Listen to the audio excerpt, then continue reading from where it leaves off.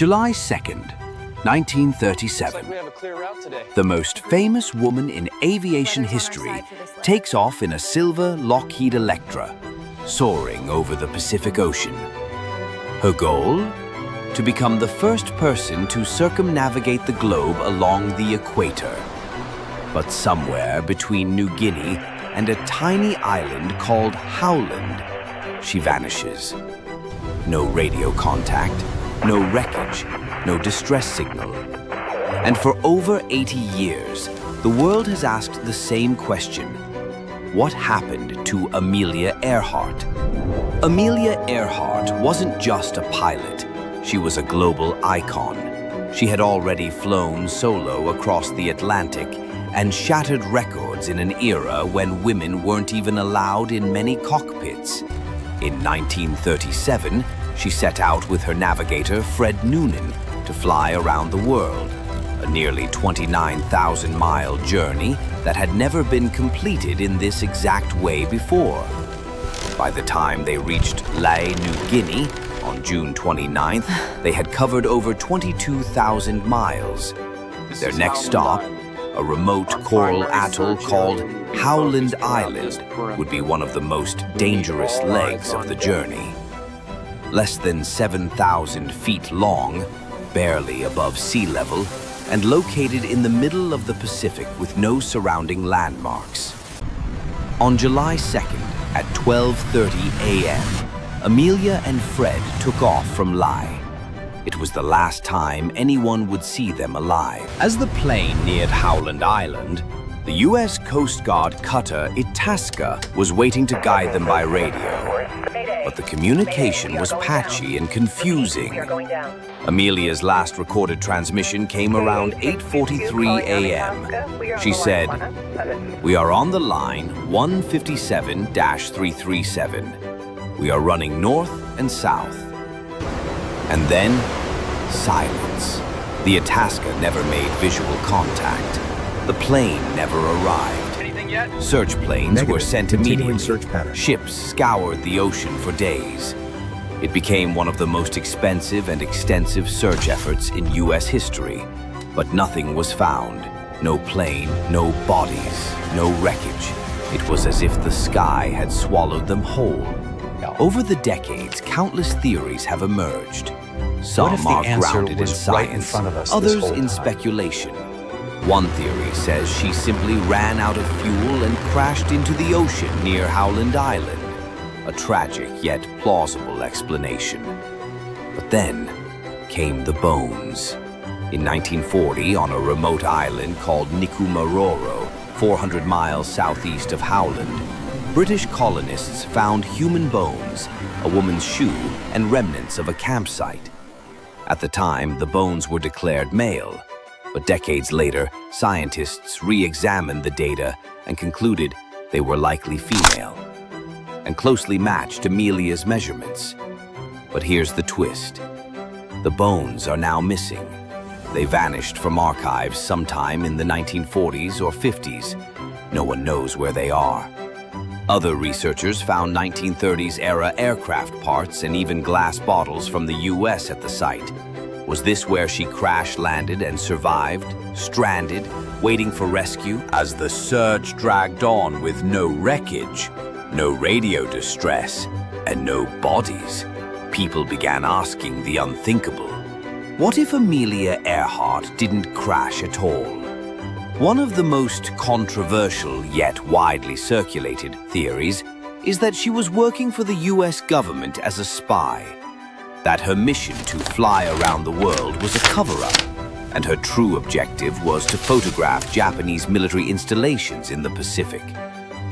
Supporters of this theory point to the tense political atmosphere of the 1930s.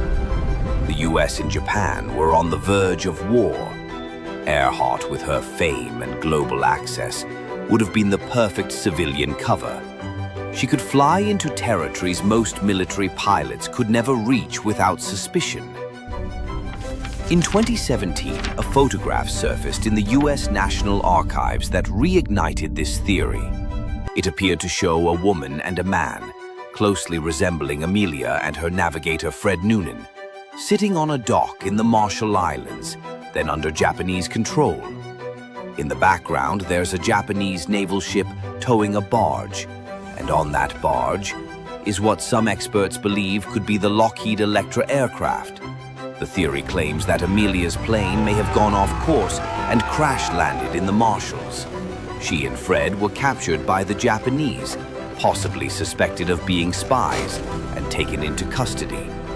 Several islanders claimed that they saw 2 white foreigners being held prisoner. In later years, some even said that one of them had died in captivity, but no official records were ever found. And the photo itself? Skeptics say it may have been taken years before the flight, and the figures in it may not be Amelia and Fred at all. Still, the theory refuses to die, not because of the photo, but because of how little the US government said after the disappearance. Was there a cover-up? If she was captured, did the US government know and choose not to act?